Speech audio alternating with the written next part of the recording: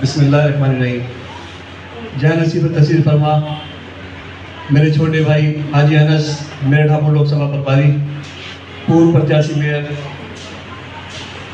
हाजी नुसार साहब, मेरठ के पूर्व महानगर अध्यक्ष, मौजूदा पश्चिम उत्तर प्रदेश में संयुक्त सचिव, मेरे साथ चलकर आए मेरठ से मेरे सरपरस्त हसमुद्दीन शफी साहब, मेरे बड़े भाई असलम मसूदी साहब, शराफत अली साहब, मेरे भाई सुशील गुर्जर जी, मनोज जी के बारे में आपको बता दूं कि मुझे बीच बीच में फ़ोन करते रहते हैं और जगाते रहते हैं कि कहीं मैं सो तो नहीं गया, तो बड़ी फिक्र रहती है। इन्हें मैं बहुत पहले से जानता हूँ, इन्हें मुलाकात हमारी अभी ज़्यादा पुरानी नहीं है, 2-2-2.5 साल की है, लेकिन बड़ी मेहनत करते हैं।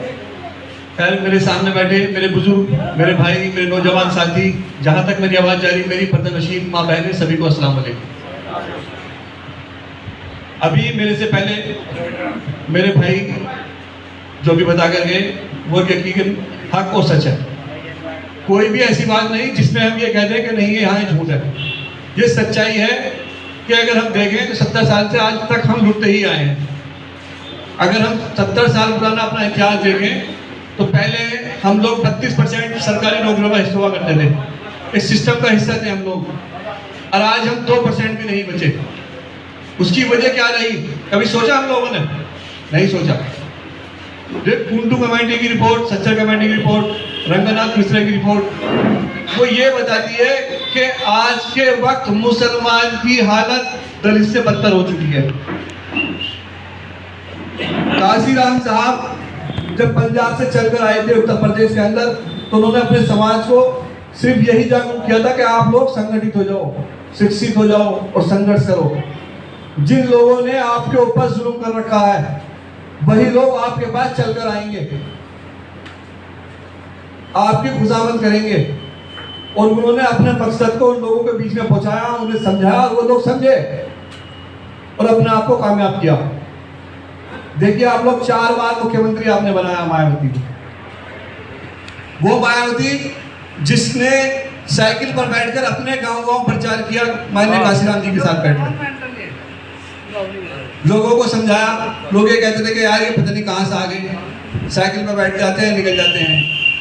लेकिन जब धीरे धीरे उन लोगों को समझ में आया, उन्होंने सिर्फ एक ही चीज कही कि आप लोग बस सिर्फ हमारे कहने से एक जगह इकट्ठे हो जाना, हमें आपकी वोट नहीं चाहिए, हम तो सिर्फ ये चाहते हैं कि जब हम बुलाएं आप लोग इकट्ठे हो जाना अपने सरों की गिनती करने के लिए।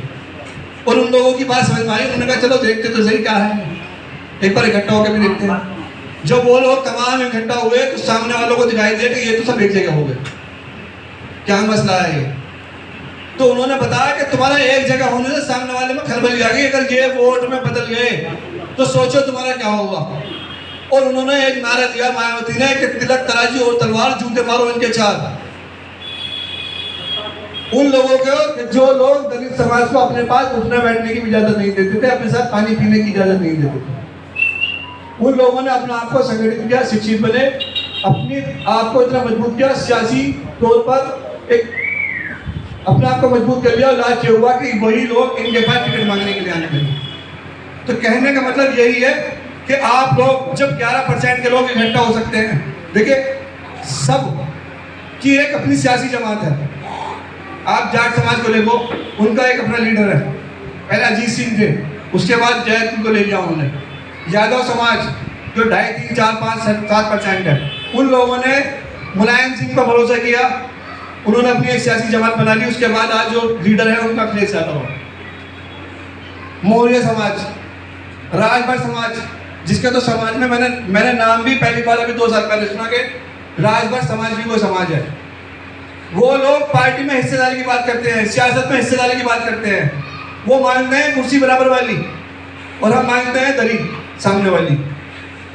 हम 20% लोग इस चीज पर पड़े हैं अभी कि हम सिर्फ यही खुश हो जाते हैं कि विधायक जी के साथ हमारा एक फोटो खिंचाएगा, विधायक जी के कहने से हमारा आदमी जेल से छूट जाएगा या हमारे थाने में मुखबरी चलनी शुरू हो जाएगी, बस हम यहीं तक सीमित है। यह बहुत ज्यादा यह है कि हमारे मंत्री जी से, नेता जी से, विधायक जी से इतने संबंध बन जाएंगे कि हम उनकी पीछे की सीट पर बैठकर शहर का अपने विधानसभा का दौरा कर लेंगे।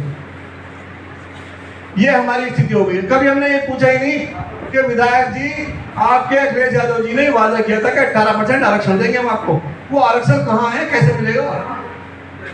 लेकिन पता ही नहीं है चीज का, हम लोग सोचते ही नहीं है। और आज यहाँ तक इतनी बुरी स्थिति में पहुंच गए कि हमने उस मंच पे से धक्के खाए। यही मैं पहले विधानसभा था तो मैं हल्ले में ही मीटिंग कर रहा था, तो खूब सब जानते हैं कि जिस वक्त अखिलेश यादव ने आपके, मैं नाम नहीं लेना चाहूंगा, चौहान साहब हैं, सभी जानते हैं उन्हें, मंच पे से धक्का देकर उतारा। लेकिन फिर भी वो इतने रहे कि घर चले गए माफी मांगने के लिए। धक्का मुझे मिला, माफी भी मैं मांगूंगा, ऐसी मेरी कौन सी मजबूरी है भाई? क्या मेरा जमीन इतने गिर गया? क्या आप मुझे धक्का दोगे उसके बाद भी मैं आपसे माफी मांगूंगा? किस चीज की माफी? मैं बताता हूँ किस चीज की माफी है वो माफी हमारी इस चीज की है कि हमने अपना जमीन गिरा दिया, हमें दलाली करनी है, हमें अपने लोगों को जेल भिजवाना है, उनसे अपना घर चलाना है। अगर भैया जी नाराज हो गए तो ये सब हमारा काम बंद हो जाएगा। इस चीज की माफी मांगने गए थे कि मेरी नेतागिरी चलती रहे। लेकिन भाइयों, बैरिस्टर असदुद्दीन ओवैसी साहब हमारे बीच, मेरे बड़े भाई सैयद राणा जी ने अपना जमीन गिरा दिया और उन्हें इतना वोट किया कि मैं नहीं समझता कि समाजवादी पार्टी को कभी जिंदगी में इतना कभी वोट मिला होगा या कभी मिलेगा। 98% मुस्लिम वोट समाजवादी पार्टी को मिला। किस चीज को मिला? एक डर दिखाकर कि भाइयों समाजवादी पार्टी को वोट दे दो नहीं तो बीजेपी आ जाएगी। जो डर हमें 70 साल तक कभी कांग्रेस दिखाती हुई आई, कभी बसपा दिखाती हुई आई, कभी दूसरी पार्टी सपा ने दिखाया और कभी इन्होंने दिखाया। लास्ट ये हुआ कि बीजेपी हमारे ऊपर मुसल्लत हो गई और आज हमारे सर पे ऐसे बैठ गई तो हमारे कंधे झुका दिए।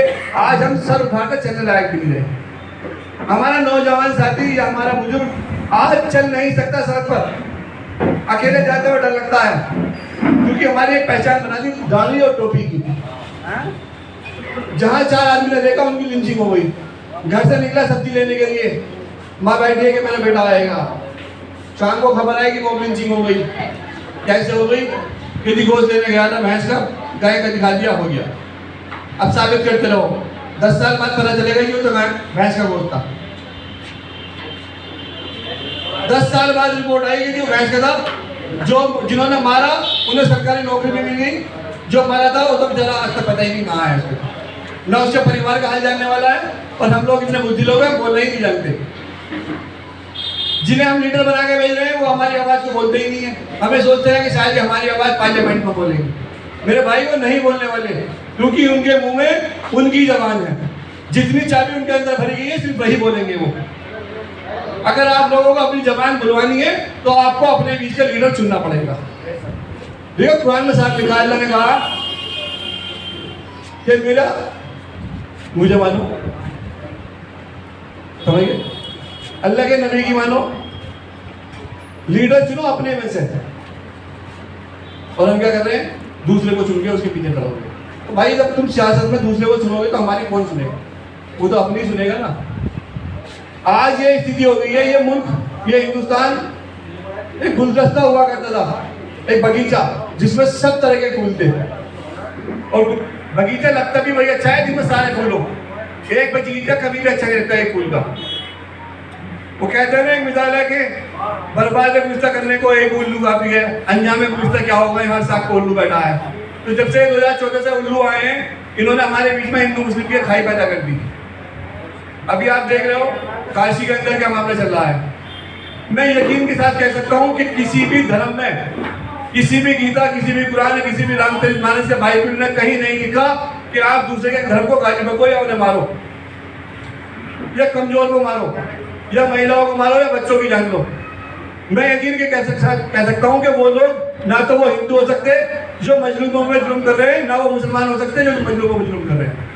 कहीं नहीं लिखा हमारे जमाने में, किसी ने भी नहीं लिखा।